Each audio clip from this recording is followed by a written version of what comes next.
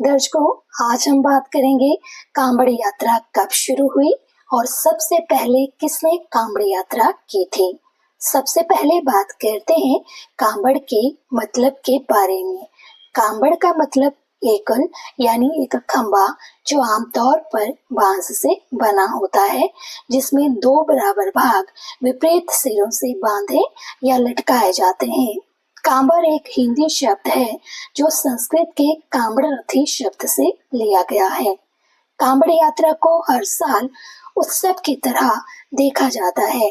जब सड़कों पर कांवड़ियों का जत्था निकलता है तो हर तरफ शिव भगवान के ही जयकारे सुनाई देते हैं।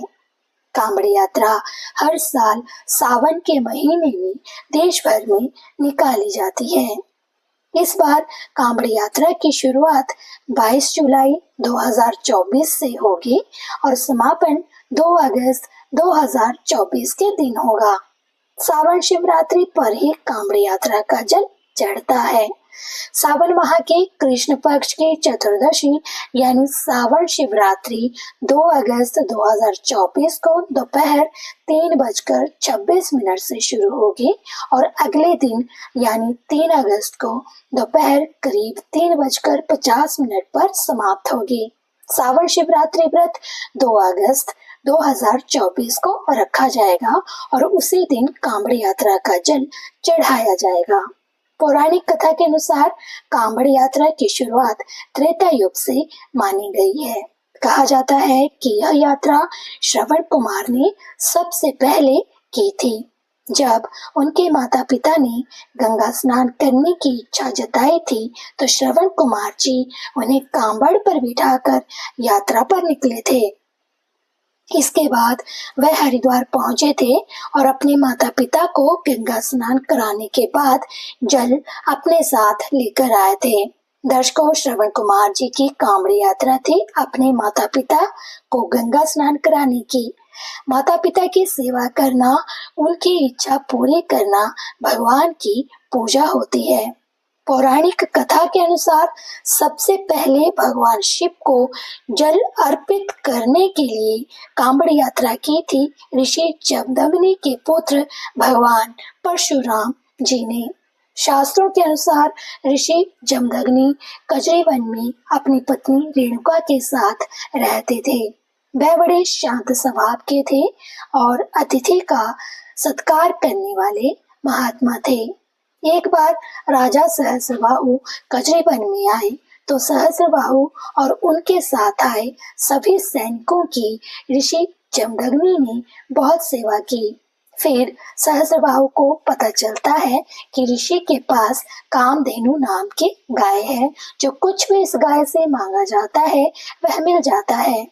तभी तो ऋषि ने राजा और उसके सैनिकों की सेवा की। फिर सहस्रबाहु ने ऋषि जमदग्नि से कामधेनु गाय की मांग की।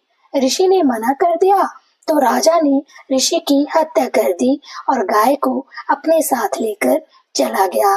जब परशुराम जी को इस बात का पता चला तो उन्होंने सहस्रबाहु की हत्या कर दी और अपने पिता ऋषि जमदग्नि को पुनर्जीवित कर दिया।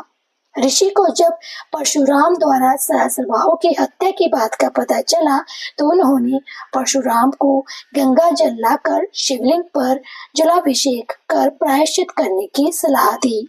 इसके बाद परशुराम जी ने कजरी वन में शिवलिंग की स्थापना की और अपने पिता के आज्ञानुसार गंगा जल लाकर शिवलिंग का महाभिषेक किया। आज भी वह प्राचीन मंदिर वहां पर मौजूद है। जिस स्थान पर परशुराम जी ने शिवलिंग स्थापित कर जलाभिषेक किया था उस स्थान को पुरा महादेव कहते हैं। इसके बाद से दूर दूर से लोग यहाँ आने लगे और हरिद्वार, गौमुख और गंगोत्री से कांवड़ में गंगा जल लाकर यहाँ शिवलिंग का जलाभिषेक करते हैं। दर्शकों, इसी तरह हुई थी कांवड़ यात्रा की शुरुआत। पहले कांवड़ यात्री थे भगवान परशुराम जी। दर्शकों, ये थी आज की वीडियो। कैसी लगी आपको जरूर बताइएगा कमेंट लिखकर। वीडियो को लाइक शेयर कर दीजिएगा। चैनल पर नए हो तो सब्सक्राइब कर दीजिएगा। मिलती हूँ आपसे अपनी अगली वीडियो में, तब तक के लिए ओम नमः शिवाय।